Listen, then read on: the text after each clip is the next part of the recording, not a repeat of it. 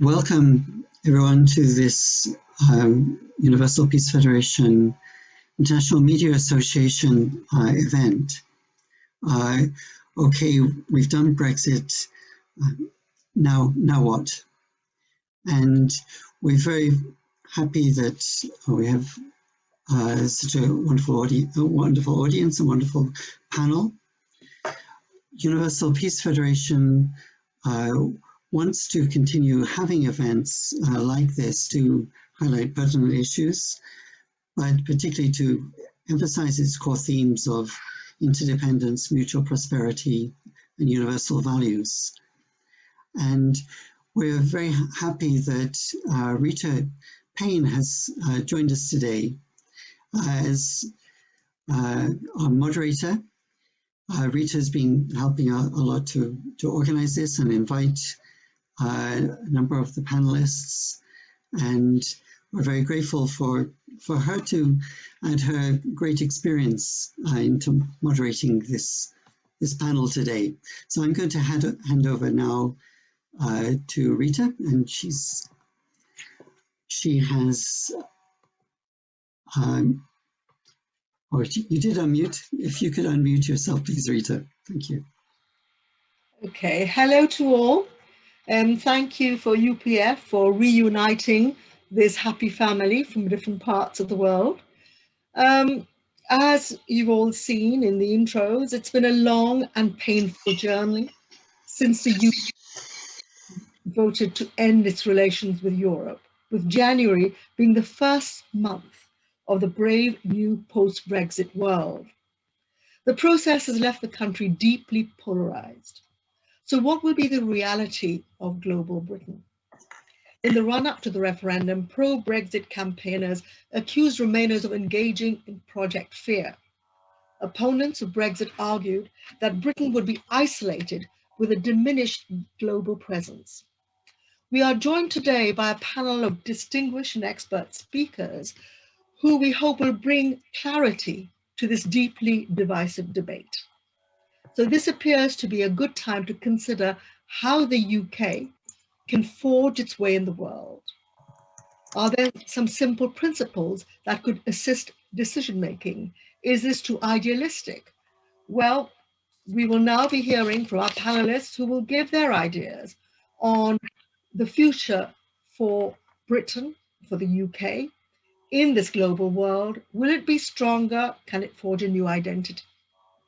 So I would like first to welcome Humphrey Hawksley, former BBC foreign correspondent, author, and commentator. So Humphrey, share your thoughts with us, please. Rita, thank you very much. And I got to say, it's a great pleasure to be working with you again. And thank you, United Peace Federation, for bringing us together on this very, as you said, polarizing, divisive topic. But I have decided to opt out in a way, because the following speakers will address closer to home issues such as rotting fish and unknown charges on our Amazon orders from Germany. I'm going to swing us east towards a region that's now being termed as the Indo-Pacific. And I'm doing it because there is a government policy, a tilt towards Asia, which it sees as a good news story, as opposed to Europe, which whatever happens is going to be riddled with snakes and frictions. Now, the tilt towards Asia is a pragmatic one, and it's also a sort of message one. And it's no coincidence that the first significant trade deal that Britain signed was with Japan, and that Boris Johnson had been due to be a guest of honor at India's Republic Day celebrations tomorrow, but that was called off due to COVID. This is the British push into Asia. I'm going to deal with it in the limited time I've got on trade, defense, and then diplomacy. So having left the biggest trading bloc in the world, Britain now wants to join an embryonic Asian and Latin American grouping called clumsily the Comprehensive and Progressive Trans-Pacific Partnership. That's 11 countries, but not China. And it's different from the equally clumsily named Regional Comprehensive Economic Partnership, which has a heavy Chinese influence. But the fact that these two trade blocs have been forged in the past 12 months or so, looking at trade and relationships, shows that there is a lot going on out in Asia. If it manages to join this, this TPP, I'll call it for short, America might join under Biden now because it was originally an Obama idea that got dumped by Trump, as it were.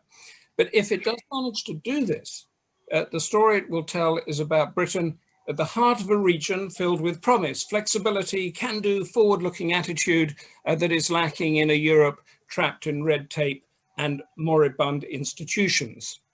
As fish rots in Europe and row after row simmers, the freedoms and the straightforward dealing in Asia will become part of the narrative here. And that brings us into the area of defense, because it's all tied in together.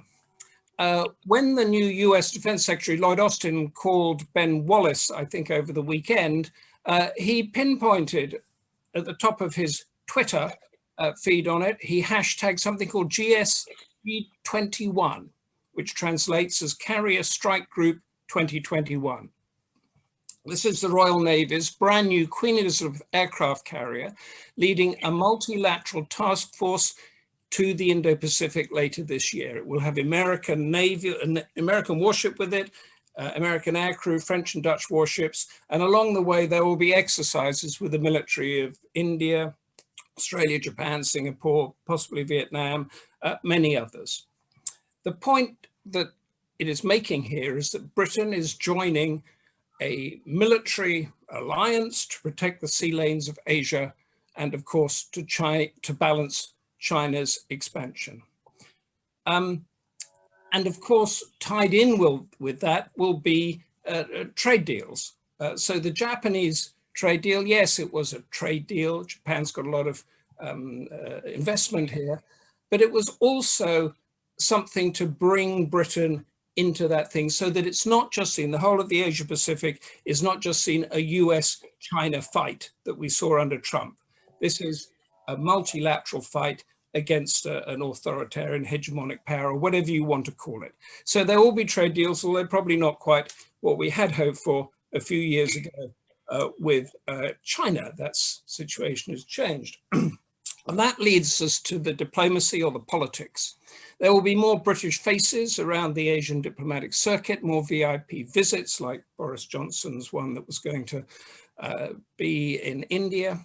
But here's the rub. This is my very personal view. There'll be more underpinning of British values, but we don't really know now what British values are. There is no Asia-Pacific strategy that defines it like a Europe strategy. And Boris Johnson, for example, is inviting Australia, India, and South Korea to a G7 summit later this year that is being renamed as a D10 summit, meaning Democracy 10. But we all know that democracy in Asia is a divisive, polarizing word that may not go down well. Thailand's a military-run regime. The Philippines and Indonesia are new chaotic democracies. Singapore is a one-party state, is it? I don't know. As Vietnam and Laos are communist one-party states, all very different. Whereas the European Union, which Britain recently was a part, was forged on political values about human rights, freedom of trade, and all that sort of stuff. In Asia, if you're an Asian government, it's a matter of coexisting as best as you can with whoever your neighbor is. It is not black and white. So if the US, with Britain in its wake, heads there waving the banner of democracy yet again, as it did in Iraq, I think we're all heading for trouble. So my conclusion, Rita, is that on paper, this tilt towards Asia that we're going to hear more about is a good uplifting plan. It won't replace Europe, but we are where we are. And Brexit has possibly given us, the British, an impetus to engage in what is probably the most important region in the world, both economically and strategically, and one that will definitely define the Biden presidency. But my worry is that Britain might not have the intellectual bandwidth to carry it off. We are, after all, a nation of shopkeepers. The slogan in the corridors of Whitehall straight after the Brexit victory was that Britain would create Empire 2. In other words, heading out and telling Asians or other countries how they should be governed. An indication of the government's mindset is the cabinet minister boasting when Britain approved a COVID vaccine that it approved it first because Britain was the best country in the world. Brexit has conjured up illusions of past glory, which is viewed very differently from Asian capitals as it is in the Brexit heartlands of Britain. To work, the British diplomat will have to change mindset and adopt a degree of humility, sensitivity, ingenuity, and they'll have to decide what sort of nation they're representing. And hopefully it'll be one as far removed from its colonial past as they can possibly make it. And on that thought, I'll leave it there and hand back to you, Rita. Well, quite a lot of things to think about, and the challenges ahead, and quite realistic, I think. So maybe we can find out a little bit more about Lord Desai, what he thinks of both what you have to say and what his own perspective is. Lord Desai is an economist and former Labour politician. Now, Lord Desai, when we spoke about Britain and the Commonwealth a long, long time ago after Brexit, I remember you're saying it's a leap in the dark, Britain leaving the EU and what will happen. Have you changed your mind since then?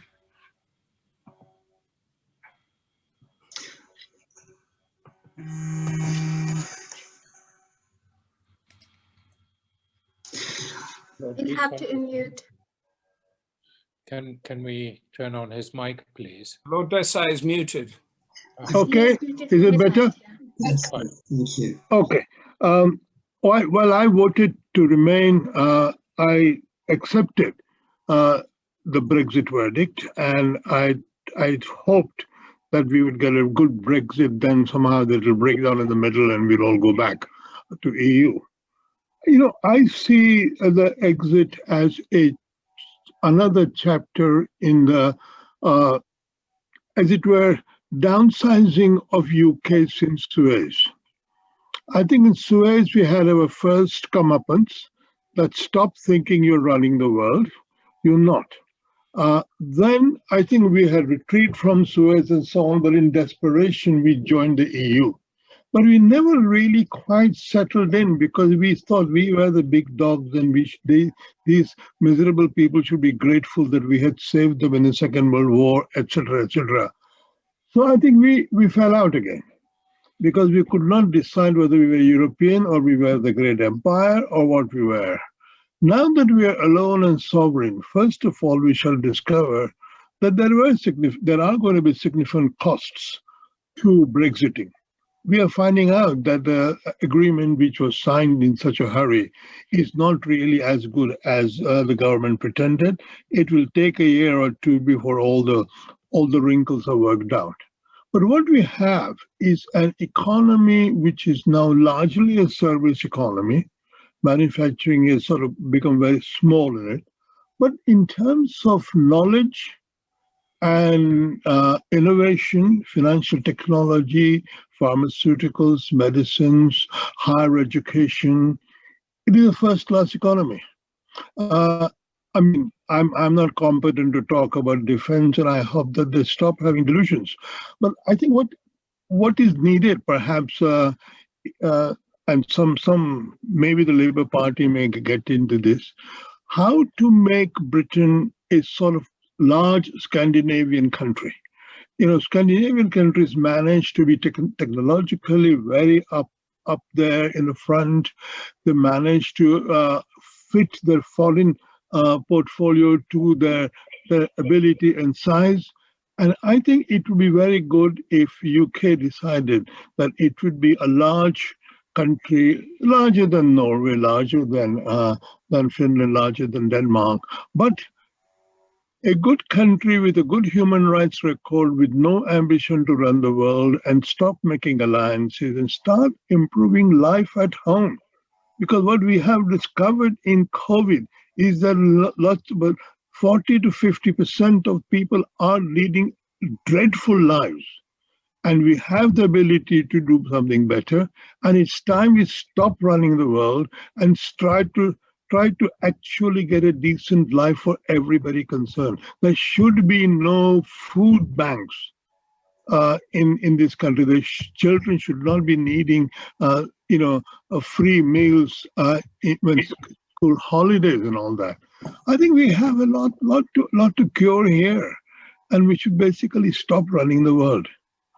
Just stay at home, improve your own people's health and safety and prosperity, and pursue research and innovation and sort of adventurous capitalism, if you like, but stop having delusions about being a great power. That would be my wish. I'm sure the reality would be that we shall once again waste resources thinking that we can run the world, sadly. But what about the hopes that were expressed when Britain pulled out of Europe? They were saying, okay, we're going to have stronger relations, cultivate relations with the rest of the world, maybe with Commonwealth countries especially, and maybe Africa. What's your thought on that? We should talk to the Commonwealth countries. They don't actually share our views of ourselves. I think it was very lucky the last heads of Commonwealth governments, Her Majesty, as it were, very cleverly shoved in Charles as her successor. But many people, myself definitely, have been saying that it's time the Commonwealth stop being UK-centric, headed by the UK. It should rotate its leadership across the world. There are perfectly good countries in Africa and in Asia, and of course there's Canada and Australia. And if the Commonwealth is to survive after Her Majesty the Queen is gone, hopefully not soon, when she's gone, the Commonwealth will have a great problem because she was there at the beginning of the new Commonwealth being formed. And I think her going is going to create a serious crisis in the Commonwealth. And if UK doesn't actually again cut its cloth to its size, the Commonwealth will just collapse. I'm sorry, I mean, you got to talk to the people in India. Then they really do think that they are the largest country in the Commonwealth, and they're now, at least in total income, not per capita income, as rich as UK in terms of total income. And I don't think they take this parading of UK greatness like we do. So I think it's time we looked in the mirror and found out how big we are. And one quick question before we leave you, and that's really what will be the likely impact of this talk about Britain possibly cutting down its aid budget or changing the strategy. Is this going to be a big difference? Is it going to really make Britain lose more friends if it does that? Well, I had always thought that most foreign aid is used for diplomatic purposes. I mean, it is not very often, despite being an economist, while I like foreign aid to be given to poor countries, I think the way it is given is very much political and diplomatic, not actually functional. I once proposed in Parliament, to the shock of the then Minister Valerie Amos, that basically all we should do is distribute aid directly to the poor people and as a financial transfer, and forget about governments in between and projects. Just give everybody $5 or $10 or whatever it was. In those days, the total global aid would have given $100 to each poor person. I mean, this is, it's really the only way poverty is going to be removed if we give money to the poor. And we don't need all these projects and this and that and other things. Just give money to the poor.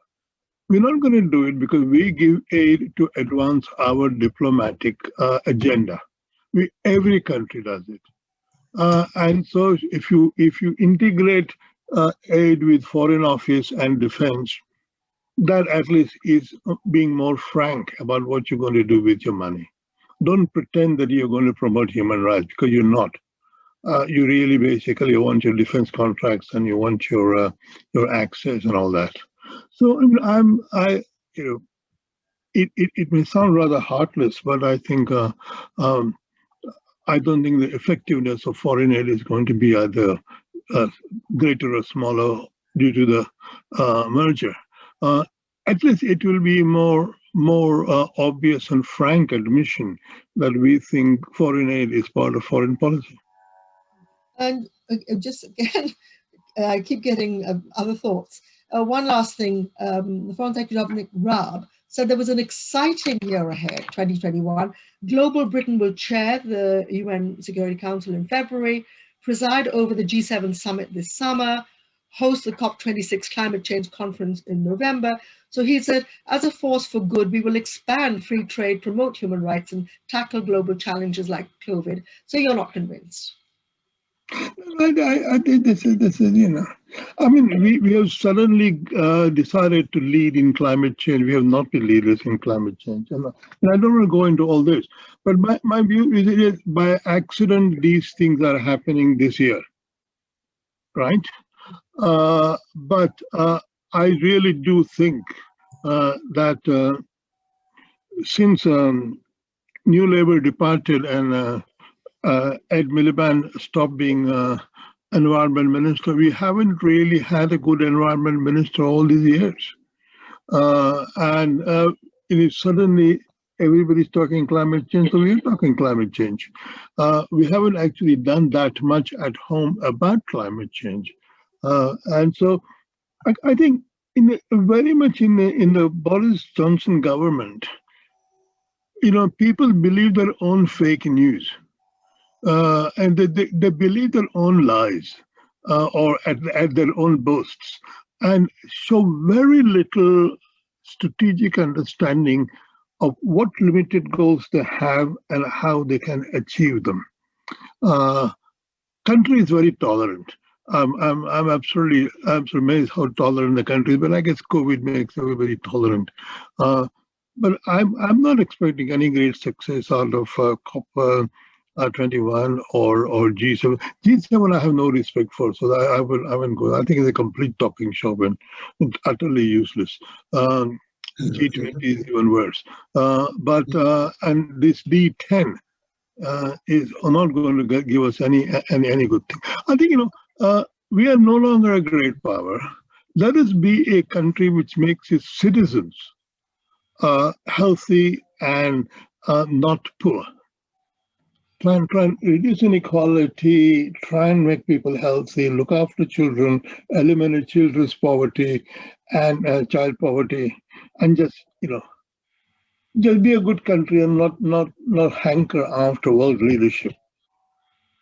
That's my view.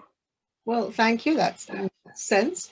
Well, maybe James Willson, our next speaker, publisher of European Union Political Report and a board director of the Brussels Press Club. Now, James, you know both sides. You know Britain, you know the EU, you heard these other two speakers. Anything they've said chime with you? Should Britain be another Scandinavian equivalent country? So what do you have to say? Oh, Rita, thank you for asking me to take part. First of all, if I could refer to the title of tonight's conference, we've done Brexit, what now? Unfortunately, it's not over. We've only, in fact, with this trade and cooperation agreement between the UK and the EU, agreed terms for roughly 20% of the UK's trade with the EU. There's a further 80% that still needs to be sorted out over the years ahead. So I'm afraid it's a process that is only just beginning. It's not finished. And as Switzerland has found out, these talks go on forever. I hope we can come up with a new word to replace Brexit for the talks, but regrettably, we're going to have to live with it for quite a time. Now, Rita, as you kindly introduced me, I'm originally a Scot. I'm married to a German living in Belgium who spent most of his career in Hong Kong. And in that respect, I'm probably not a typical Brit, but certainly my loyalties are very much with the UK. And rather than look back over the past, I would like to look ahead, to accept the challenges that have been forced upon us. And the greatest of these, I think, is that there has been no vision whatsoever from the political leadership about what we are intending to do now that we have taken control and have won back sovereignty. What's on the agenda? How are we going to make this a success? In the first few days, there have been quite a few teething problems, which I'd rather not deal with. They've been covered in the media. But taking the bigger picture, Humphrey Hawksley referred to promoting democracy in Asia. I think I would agree with Lord Desai that we should stop pretending that we're a world power and that we'll be able to dictate terms to China, for example, which has hegemonic ambitions towards their neighbors, our friends in India, for example, in Indonesia, the Philippines, Taiwan. But what we can do is stand up for the principles of democracy. Now, Humphrey didn't mention that one of the great regional champions of democracy in Asia is in fact Taiwan, which China is unashamedly attempting to coerce into annexation. We tread warily, I think, in this continent if we're going to promote the principles of democracy. And I would agree with Lord Desai again that there is most certainly a role for the Commonwealth here. And there are many examples of excellence in the Commonwealth which can be brought forward to ensure that leadership in the Commonwealth is taken by other countries. It's not just a question of a show led by the UK. I took part recently in a conference on the protection of the freedom of journalists. And to my surprise, I discovered that in terms of the Commonwealth, the UK is not at all in the top 5 countries. The top is in fact Jamaica, and New Zealand is also close to the top. And we should be a little bit more humble and give leadership to those countries which have excellence in their performance, and give a role to them and a part for the Commonwealth to play as a group. Now, in terms of the UK's vision, if you like, it would be very presumptuous of me to try and impose my vision on anybody, but I'm going to do so anyway. Why not? The European Parliament has still to give assent to the agreement, although it's been provisionally brought into effect, and they will be voting on it in March. So it's only after they've given assent to the agreement that it becomes fully effective. And one area which they've been debating in the month of January has been education and the question of the Erasmus program, which the UK, largely the English government, it has to be said, unilaterally withdrew British universities from. And the Republic of Eire has very generously extended their budget to include the universities of Northern Ireland in the Erasmus programme going forward.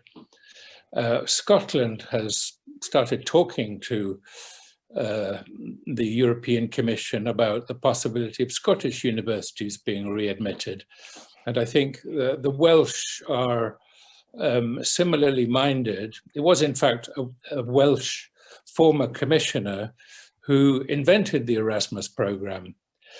And it is precisely in this area where I would like to see the UK, a united kingdom, have some vision. And I mean in education, in establishing a future world-class status in terms of science, engineering, research. These are qualities which stood us very well in the 18th and 19th centuries. And I think if we can stick to our knitting, they will see us proud in the 21st century. So just before leaving, that's my contribution to the vision. It's education, education, education. But there's still a little bit of homework to be done to solve some of the red tape which both the EU and the UK has created in this new trade and cooperation agreement.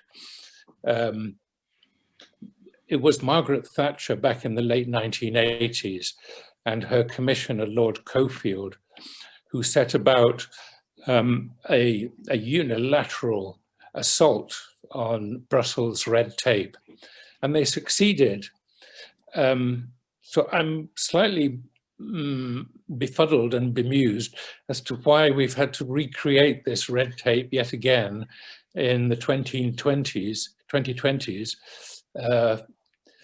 almost 45 years after it had all been dismantled.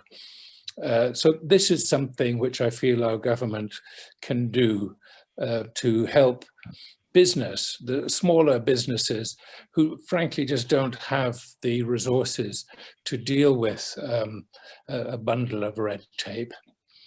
So that's my contribution to the debate, Rita. Education should be our vision, and please let's do something to remove the red tape that we needlessly created. Well, thank you very much, James. There are some questions that have come in. I might I'll put them to you once we've now heard. Well, actually, this is a good time as any. Now let's go to some of the questions that have come in. So the latest polls show that Britain may become smaller with the possibility of Scottish independence and a united Ireland. Does Lord Desai feel that this gives impetus to his ideas on how Britain should act in the world commensurate with its status? Now, I think, Lord Desai, you've already given us your answer in a way by saying that Britain should just stop trying to be very grand and concentrate at home. But do you have anything to say to this particular questioner?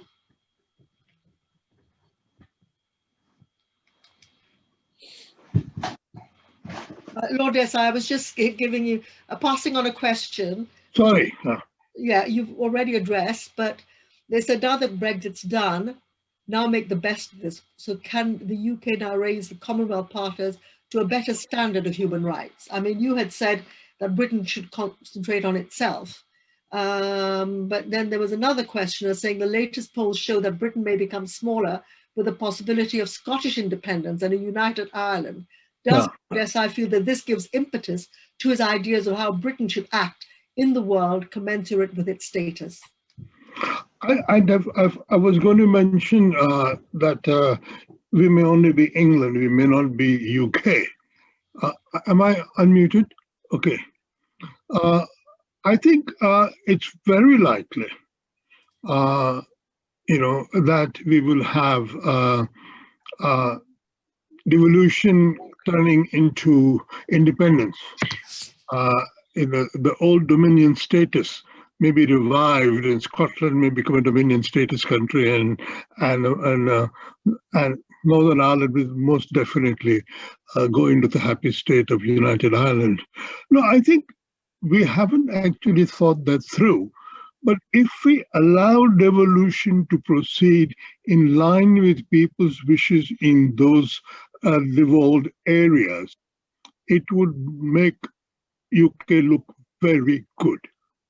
Because one of the many disputes across Asia, like for example in Sri Lanka, was all about the rights of a large minority to be able to define their own territory as a region, either separately from the mother region or at least as a devolved part of it. And I think this devolution movement is going to increase across the world. And if UK can kind of set an example by, not being like Boris Johnson, but by being creative about how we can have a devolved but sort of linked up United Kingdom, that would be a great contribution. Well, that's thanks very much. Yes, they're all positive ways forward. A few more questions. I don't know who would like to answer this. What are the best ways to tackle excessive self-interestedness on the part of nations and have them focus more on their responsibilities towards other nations and peoples? Who would like to answer this one? Humphrey?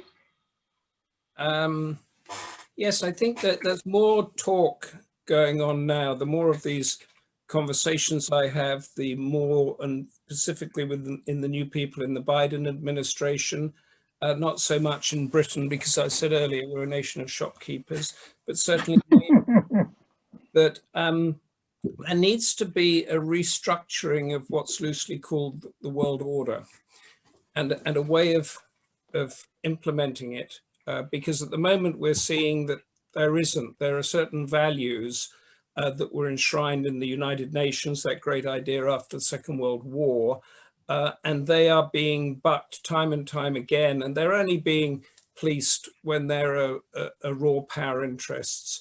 So I think Asia that we've touched on, and James Willson touched on it, mentioning Taiwan and India and that sort of thing, I think this will be a catalyst to creating a discussion about how the world should be run. And it's going to take a very long time, but I think that the more the general public, whether you're in a village in Kerala or a village in Scotland, realize that people are thinking about this, the more people will step back and stop sort of thinking that the world's falling apart. Because actually it's not falling apart, it's just going through a readjustment. And COVID is one thing, Brexit is another, but Brexit was if Britain didn't want Brexit, and if it was lies and populism and everything, the polls would have moved, and they didn't. So there's an issue about sovereignty there. There's an issue about globalization. There's an issue about control, about community. And all this needs to be drawn into some kind of world order. There's an issue seen from Beijing, particularly, that the current world order protects vested American interests or Western interests, when they would like their interests more woven into that. They don't want to destroy it, but they want to have more of a bigger seat at the table of it. Let's put it that way. And until this discussion becomes more public and more in a debate, I think that we're going to be dealing with a series of negatives, which is a very bad mindset. Like the negative is that we're leaving Europe, but we haven't got a vision that replacing it. A negative of getting rid of Trump, or in Trump's case, locking up Hillary Clinton. So we've got to get rid of these negatives and start with a new big idea. Now, these usually come out of war, like the United Nations and the Bretton Woods financial things. And they come out of catastrophes, the Congress of Vienna and all the rest of it. I don't know if it's possible to do it without a war, but that is what I think our political leaders and our thinkers should try to do. Get people around a table to talk about, yeah, we're going to set something new up. and see how that works. And if they can do it without conflict, all the better. But as I said in my earlier thing, Britain's involvement in Asia, the tilt towards Asia, perhaps that wouldn't have happened if we hadn't left the European Union, because we wouldn't have had the motivation to do it. And new world orders need motivation, and historically those motivations come from the catastrophe of war. You say catastrophe of war, but in a way what we have with COVID is the equivalent of a war. It's not war in the traditional sense, but a war in all familiar institutions have broken down, everything has collapsed, and people are having to rebuild and rebuild in a fresh way. And maybe, do you think in a strange way, COVID might prompt countries to think together again? If they've got to think about a global solution, maybe they can think globally on other issues. Do you think this might be an opportunity? I don't think that it's hard enough. I mean, I think there are a lot of one question that I saw come in was about the vaccine distribution and the COVAX scheme, for example, which is set up by the World Health Organization and set up in order to, and the European Union's part of it, I don't think Britain is, in order to make sure that the vaccine is evenly distributed throughout the world, and it's not just going to the rich countries and the rich within the rich countries. We haven't heard of this. It's not in the public debate. We've got vaccine nationalism going on now of who can inject more people, who can get more masks, who's got the highest death rate. It's become a sort of soccer game, hasn't it? A sports game of death. And I don't think that's bringing anybody together in order to sort of create a new world order, because in my view, once this pandemic has gone, it'll be back to normal again. Brexit will be in the headlines, or China will be in the, and the rest of it. Yeah. Sorry to be so downbeat. Yeah. But it's difficult to be upbeat. You've tried. I don't know, James, if this is one for you, and maybe possibly Lord Desai. Another question that's come up is, what are the causes of self-interested nationalism, and how can they be addressed so as to renew British people's sense of moral responsibility for what happens elsewhere in the world, and starting with Europe? So maybe James first, and then maybe Lord Desai? You want me to go first, or James first? Well, James could talk about nationalism in Europe, and maybe then UK, and then maybe you can follow James. Lord Desai? Absolutely. Yeah. Of course. He's a European. I'm not. I'm UK. Today is in fact Burns night, and the national poet of Scotland, who is renowned for his humanism, and one of his great poems is "A Man's a Man for All That," where he is talking about the equality of man. What can we collectively do to change attitudes in the world? Very, very hard to say. I have many friends in Russia, which is not renowned for its human rights, and yet the poetry of Robert Burns was very well taught in Russia. And if you talk to any Russian, it's almost certain, of a certain age, he will have learnt "My Heart's in the Highlands" when he was at secondary school learning English. It's a never-ending challenge, I would say, but we simply have to stick to our guns. And if other people don't agree with the idea of the equal distribution of wealth and fairness in dealing with our fellow men, we've just got to keep on trying to persuade them to see things our way. It's no point, I would say, in sending a gunboat up the Pearl River. That's not going to help. It's a question of, I come back to my bugbear of education and moral education. Right, thank you. I'm just looking at some of the other questions. There is one which seems to be linked, saying, how can xenophobia in the UK best be addressed and overcome? Lord Desai, do you think you might have some points Yeah, there? I've written a lot on nationalism, but by and large, nationalism is all about selfishness. You know, you have to feel that you are a nation and therefore you are different from other people. I mean, especially in Asia. Asia and Africa and Latin America. The sense of being a nation means more to people than almost anything else. And it's very hard for people in Europe to realize how much nationalism means to Asia. I mean, in India, right now, nationalism is the biggest value, and unfortunately, it happens to now be becoming Hindu nationalism. But even otherwise, nationalism is extremely strong force. So I think, we should not, on the UK, on the other hand, has been, at least I've lived here 55 years, on a process from being an empire to being a nation. And nationalism was sort of unknown until recently. We have, when I first came, there was no much of Scottish nationalism or Welsh nationalism. Now we have Scottish nationalism and Welsh nationalism and English nationalism. Brexit is English nationalism. And if you look at the referendum, the 2 million majority in the thing was all England. England had a 2 million majority, and the other three entities just balanced out.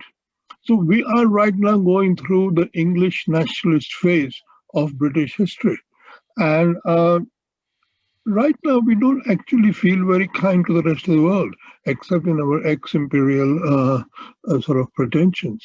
So, no, I think that is one of the most difficult problems, because rather than the world becoming more other-minded, more internationalist, more global, as I used to say, Trump and Erdogan and Putin and all those things are basically saying world is becoming more nationalist, more divided, and we just have to minimize damage. In that respect, going for human rights across the world, you have to prove that your interest in human rights is entirely unattached to your national defense or military or foreign policy interests. That UK may be able to establish because we have Amnesty International, we have that tradition, and we could say that our interest, for example, when UK criticizes India, they say, but you caused the partition and it's all your problem, not our problem, sort of thing, UK has to be able to say, no, this is not the case. Our interest in rights of Muslims in Pakistan, or rights of other minorities, rights of Shias in Pakistan, or whatever it is, it's entirely unrelated to our national interest. And I think maybe that it is in the area of human rights, whereas that's we have Amnesty International, that we may be able to establish or reinforce our reputation and counter nationalism. But nationalism is a very powerful force. I don't think we singly can just do very much to correct xenophobia around the world. Thank you. Sorry. Question, can the breakup of the UK be avoided now that we have left the EU? Don't know who wants to... Why avoid it? Why avoid it? Why avoid it? Or why? Just so you mean let 1,000 flowers bloom. If Scotland wants to be independent, it should be independent. I mean, I don't see why I would stand in the way of Scotland being independent. So James and Humphrey, do you have the same attitude? Can it be avoided? Yes. I haven't seen a case, as I think of Lord Desai. I think we need to see the argument as why should it be avoided? I mean, the whole trajectory, if you're sitting in in Edinburgh, for example, being told that we shouldn't be part of the European Union because we don't like being ruled from Brussels, then you're not really going to be Exactly. you're saying you're going to be ruled from Westminster. So this is where I keep referring, I'm sorry to repeat it, this nation of shopkeepers. We don't seem to have a vision. We don't seem to have any intellectual ballast to anything we do. And the Brexit referendum was not based on any deep-seated argument or ideology. It was based on a litany of MPs and people that thought they were getting a rough deal from the life that they were living. So yes, I think it can probably be avoided, but actually in the long term, now that you've asked me this, and I'm no, I don't think, I think there'll be a far looser group of countries around Europe that will all be interlinked in some way, and there'll be no need for anybody to, those who want to feel sovereignty will feel it. Those who want to feel regional or global will also be able to feel it. And this is when I was talking about the forming of a new world order. You need to form a new regional order as well. And I'll just make one point about, I was a Remainer, and I still am, but that's out the window, is that if your biggest client or member from a football club or from a company voted to leave, you would immediately set up a committee to find out why, what was wrong, and what changes were needed in that company to stop others doing the same thing. And the European Union did not do that. And in the past 4 years since that's happened, we've had increasing ruptures carrying, like in Catalonia, in Hungary, in Poland, all of those things. And as far as I know, that's crossed my desk, I know if you dig down on the internet, you can find it. There are not big voices with a plan on reforming this great European project that has kept peace and security and created wealth for so long. Where is that plan? Where is the leadership? Where are the people of Bradford and Leicester and Manchester being told, look, you are part of this region and this is what your future is going to look like? It's not there, and it needs to be there. Another question here is, what is the right way to garner support among British people for keeping about 0.7% of GDP contribution in foreign aid? Do you think the will is gone for that? Again, it's difficult to think of who might like to answer this. Everything seems to go to Lord. I think I'm not sure that 0.7 will be much eroded, but it will be made much more openly a part of the foreign policy than it was being done so far. I mean, you can do accounting in all sorts of ways, and you can show 0.7. I mean, it was quite an amazing thing that UK was the only country which has formally committed itself to 0.7. That was part of the coalition agreement. But I think I would still like to know, when 1 year of this is over, to have an audit done as to how efficiently or how differently the money has been distributed from the way the money was distributed earlier. I think one has to be sort of practical about this, because I don't think, unless the government goes and we have a new party in power, the 0.7 thing is the development is not going to become a separate ministry. I think it was pretty meaningless anyway.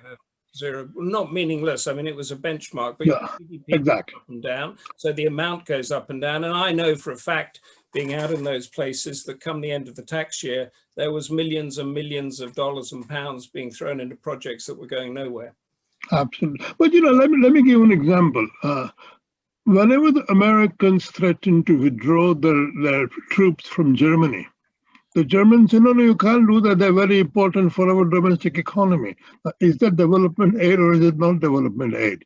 I would like to know. So, I mean, just if you say this is development aid, we have to really ask, is it actually going to relieving poverty or improving people's, or is it going to do something which is which helps the giving country, but not so much the receiving country? I think I've been, through my career, while I'm all for removing poverty in third world countries, I do think that we always have to look at how development money is spent very critically, because very often it is just cynically spent for domestic purposes. Just got to hear a note saying the UK meets £250 million match aid target into COVAX, the global vaccines facility.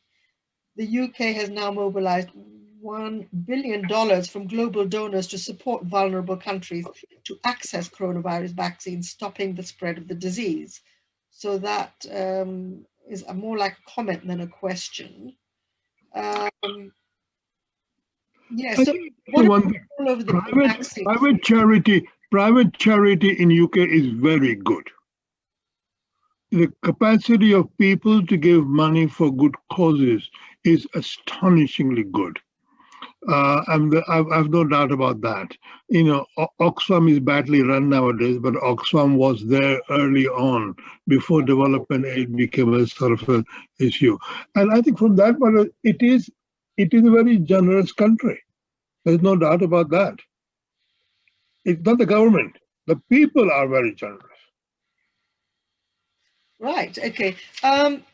Now we're going to have a sort of panel amongst the participants, a little exchange. But on the points so far, would anyone else in the panel like to say something more? James, Humphrey, anything more to add for the moment? Yeah, I was just going to come back, more or less agreeing with Humphrey that we collectively appear to be lacking in vision. And rather than going back in history, we've wasted 4 years. Hello, you lost? We've lost you. He's gone, I can't hear him. Okay, all right, so I did see something whilst we get him back about neoliberalism and whether that was, how much that caused Brexit. And I think neoliberalism means these sort of, you know, the libs speak, telling people how to live. And I know for a fact that this is one of the things that's reflected in the Central and Eastern Europe. And I suspect that was reflected in the Brexit heartlands, that they are fed up with being told how to think, Exactly, what to read, what's fashionable, what's not fashionable, and particularly when you get to those liberal, very sensitive issues. I think it's called woke nowadays, isn't it? You know, of what your religious beliefs should be, you know, how you should view this, that, and the other. And I think that has got a fair amount to do with it, and a fair amount to do with the rise of populism.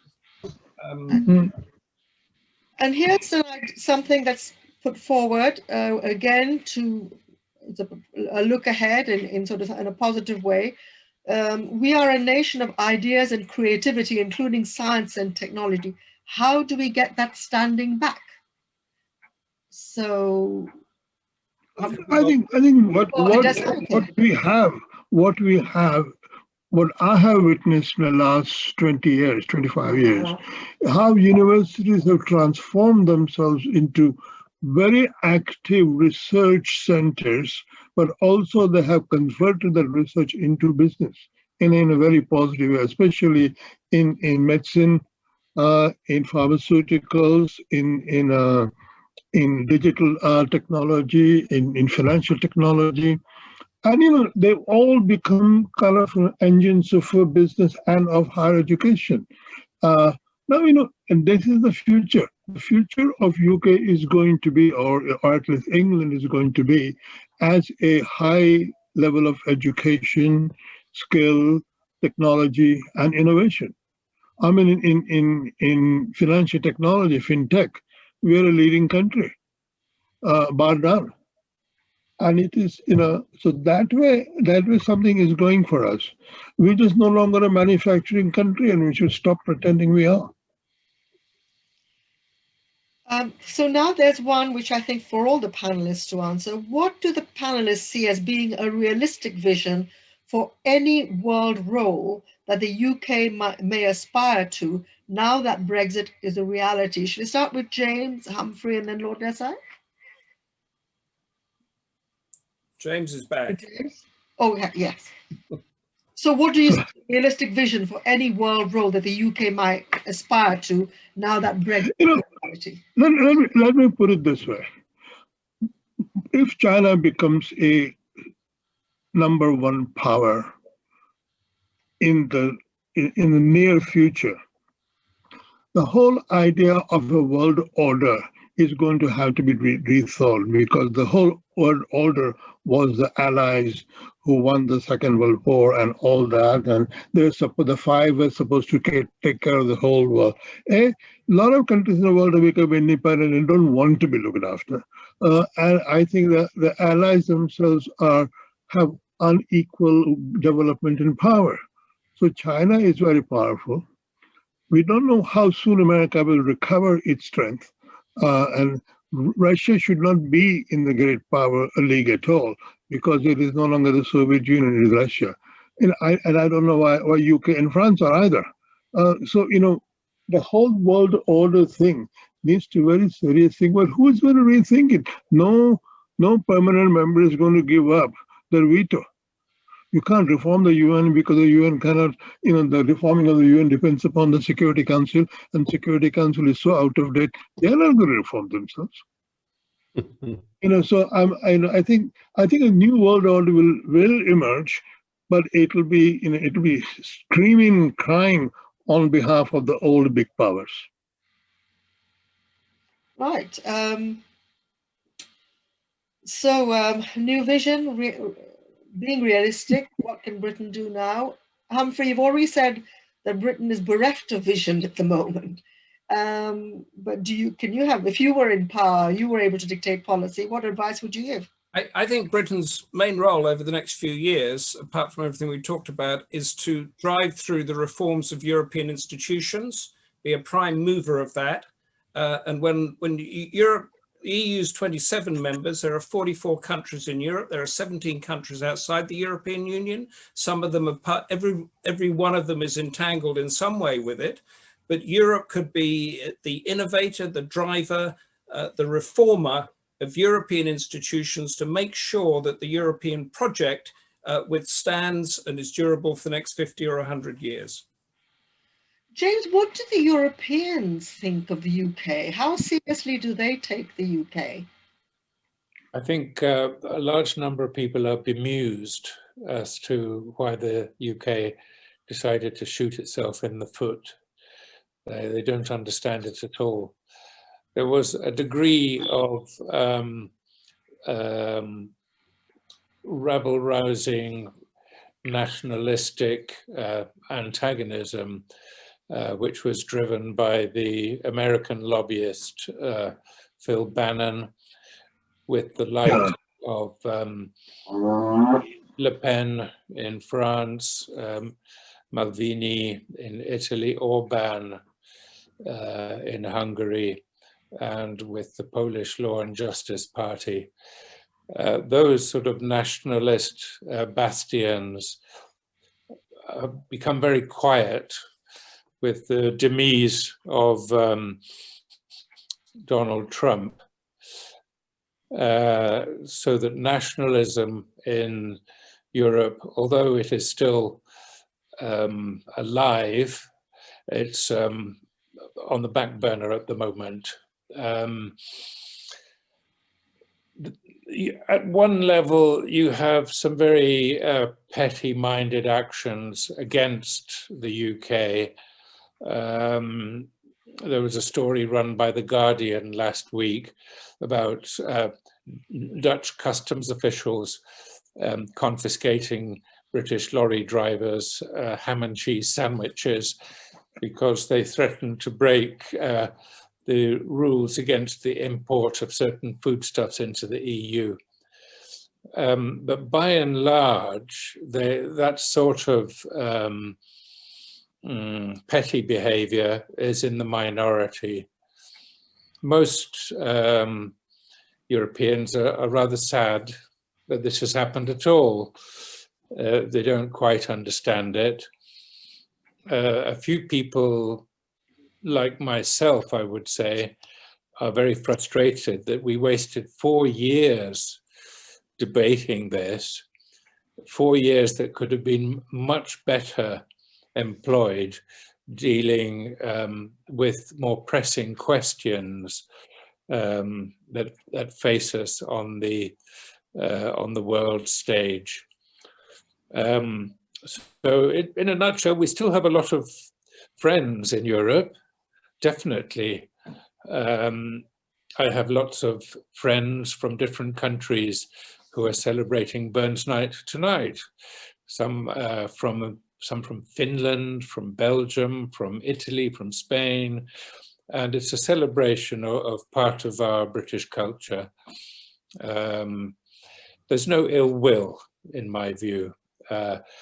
So let's make the best we can of the situation that we've arrived in, and decide what our vision is going to be, and then go for it. Push for the excellence that we need in order to implement that vision. Okay. And then before I hand over now to Peter Zoehrer, I would describe this as a statement from Martin Keedler, which I'll just read out. It says, thinking beyond Brexit is now a fact. A permanent separation would be unfavorable for all sides. The goal must be to create a new common ground. UPF's motto, interdependence, mutual prosperity, and university shared values, can be a guideline. Divisions are problematic. Everyone loses and is weakened. A clean cut is no longer possible because the EU states have already grown together and are too intertwined. The full implications and problems can be seen most clearly on the border between the Republic of Ireland and Northern Ireland.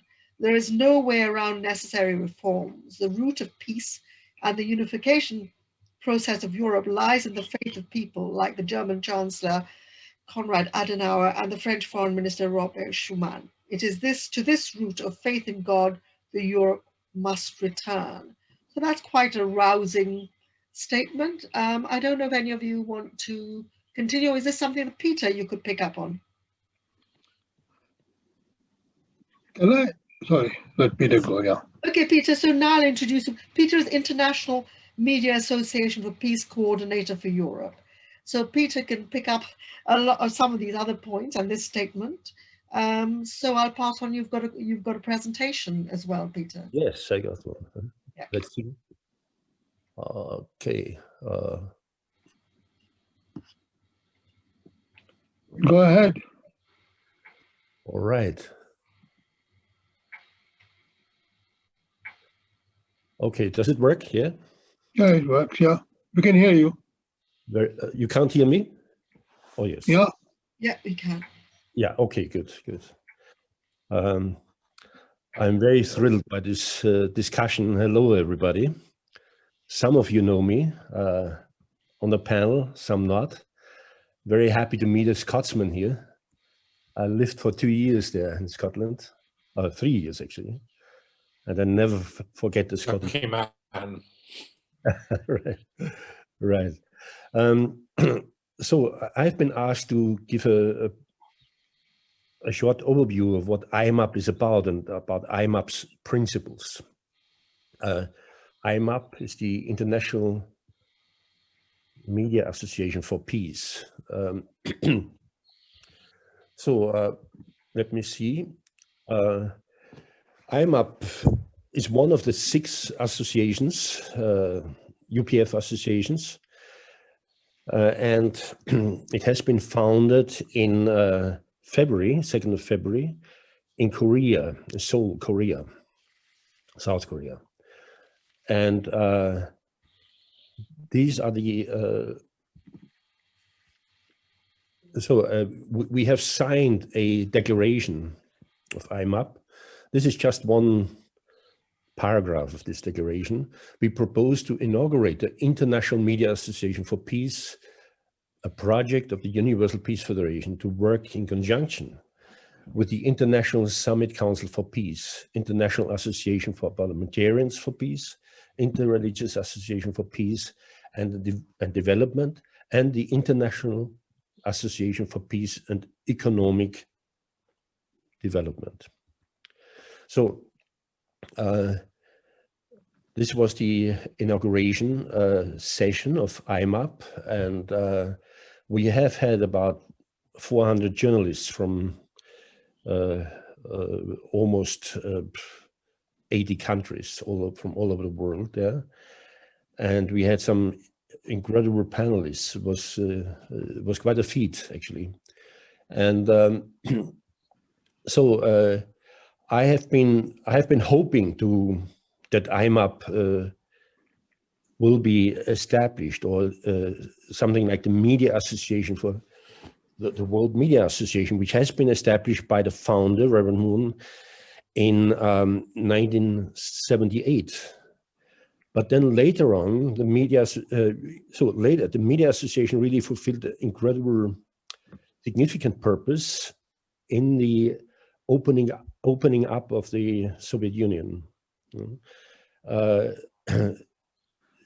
World Media Association led fact-finding tours to Russia in 87, 88, 80, and also invited Russian journalists to Western countries. And then in 90, Reverend Moon had met Gorbachev there and had a big rally in Moscow. But the Media Association played a significant role that this could take place. So, but later on, the Media Association was not so active anymore. And since I'm a journalist myself, I was hoping that this will be reinvigorated. And now, really, Mrs. Moon, the wife of the late Reverend Moon, she is now taking leadership also for our movement, and she has inaugurated IMAP. That was a great joy to many of us who are into media. So we had, as I said, we had some interesting panels. I'm just sorry that Humphrey couldn't be there. Humphrey would have been great, but anyway. So I'd like to share with you some of the core principles or the core values of IMAP. One of them is interdependence. We heard from the statement of Martin Kittler, interdependence, and then mutual prosperity and universal values. These are really core values of the UPF, and IMAP really wants to support these values. And we are drawing from the founder's wisdom here. UPF's primary statement of its values is embodied in this motto: interdependence, mutual prosperity, and universal values. This applies not only to interpersonal relationships, but to the relations within states as well. So even though Brexit is done, now we have to make the best of it. Some of you have mentioned this, also Mr. Willson and Humphrey. And absolutely, we have to make the best of it now. And what can we do? Another very important aspect of the UPF is based on the motto, one family under God. Mrs. Moon has been giving speeches. She has done very big rallies, and has also visited quite a few countries. Recently, she was in the United States. And always, this is one key motto, one family under God. We cannot really solve our problems alone. We need the power of God. We need to reach out vertically to God, the Creator. UPF is dedicated to this ideal of creating one family under God. by which humanity goes beyond boundaries of religion, race, ethnicity, gender, and nationality, and by which, as individuals, we primarily identify with each other as members of the same human family, transcending all such potential barriers. So this goes a little bit against the grain of the idea of Brexit. I understand that. And the point is we cannot just manage everything alone. We are not enough. We are not enough. You know, one within a family, we need each other in a family. We support each other. In the world, humankind is one big family. We also need each other, in fact. And I'm thinking of, you know, Ramon in the 80s, he was speaking about technology transfer. So he was committed. In fact, he had 3 big machine tool companies in Germany. So he was committed to helping the poor nations in their technology, to improve their technology. He has been a target. You know, he was targeted by the big industrials who in no way wanted to share their technology with poor countries. And I understand this is a very complicated matter. Also he established a car factory in North Korea and in China. And so that's his basic attitude. And this is the way we strive to go. To create a better world. So we had regional conferences also. I see Humphrey there. And discussing about the about Brexit, not about Brexit, about the COVID and how it affects us and the role of the media. And so now I would like to share a few things about media. Media should be the conscience of society. This is what was one of the main premises for Ramon for the media. Media must be free. There must be a free media, otherwise we cannot be the conscience of society. And media should be self-governing. So if media just wants to be free but does not make big efforts in self-governance, then media will not be free anymore. There will be too many interest groups to limit the media, the power of the media. And I'm into press freedom. I'm a member of the Reporters Without Borders. And one wouldn't believe how many governments are trying to suppress press freedom. In the just last year, actually before last year, I think it was in October in 89. No, 2019, October 2019. On the occasion of the Peace Prize, Sunak Peace Prize, Mrs. Moon called a press conference. It was quite a novum. Reverend Moon hardly ever gave a press conference, and also she didn't so far. But then she gave her first press conference, and yeah, she gave an interesting speech. But she summed up the mission of the media in 3 words: report the truth. And actually, this is the point. If media would report the truth, I think we would have a lot less problems. It was a great press conference, actually.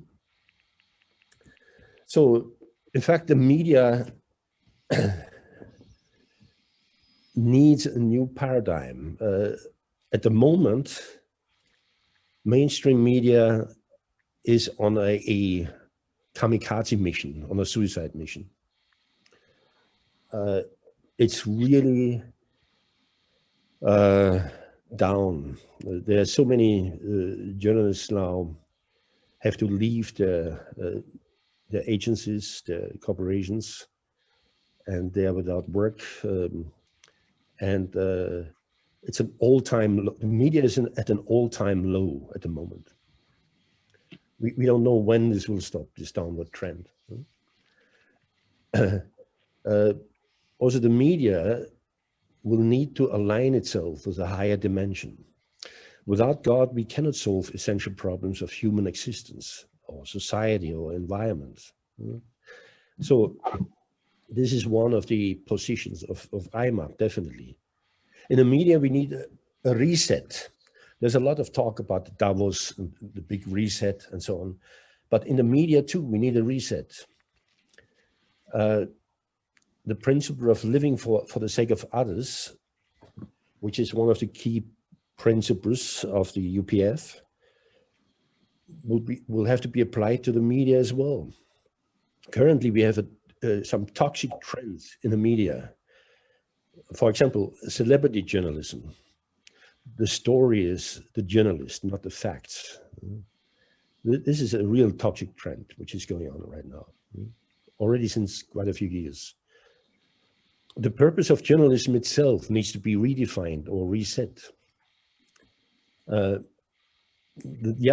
other problem we have now is not just with the print journalism or the mainstream journalism, also the social media. The big tech's unwarranted censorship and influence. I mean, you know this gentleman here. Yeah? They have been already challenged, but they don't change. It just gets worse.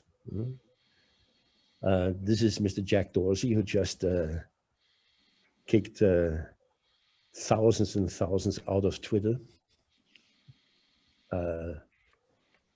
We know also big tech was also involved in the process of the Brexit, they say. Some of you know this gentleman here, he's a whistleblower.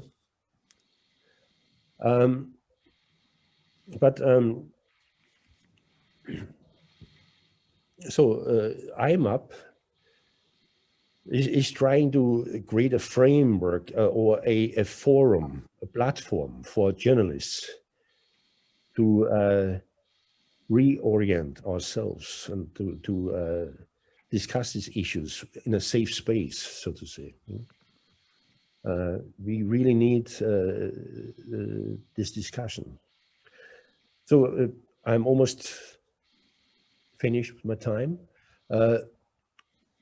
IMAP's main focus, I want to briefly talk about IMAP's main focus in peace building until 22, or maybe beyond that. IMAP will support the United Nations ordered sanctions that call for denuclearization, for the DMZ to be transformed into a global peace park. This is also another point of support. And the other point is for the United Nations to set up the 5th international office in the global peace park, which should be at the DMZ.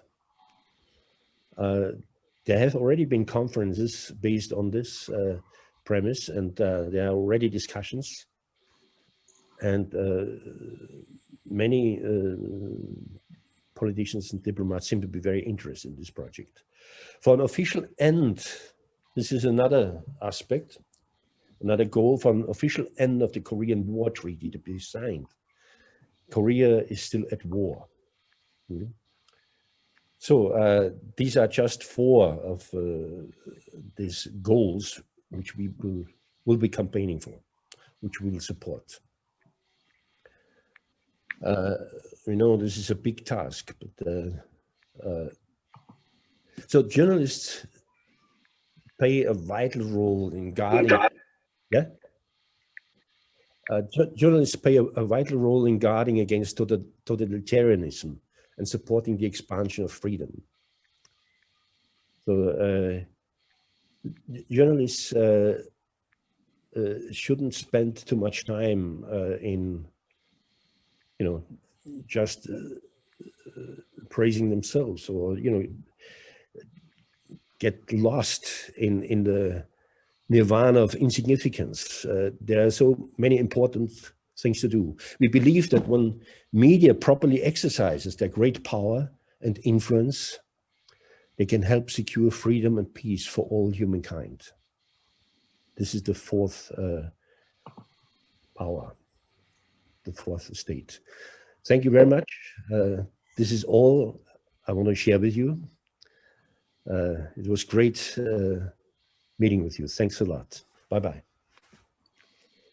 Thank you, Peter, for spelling out the vision of IMAP and the role of the media in helping the world to go on a more positive line and avoid the danger and the toxicity of nationalism and narrow self-interest.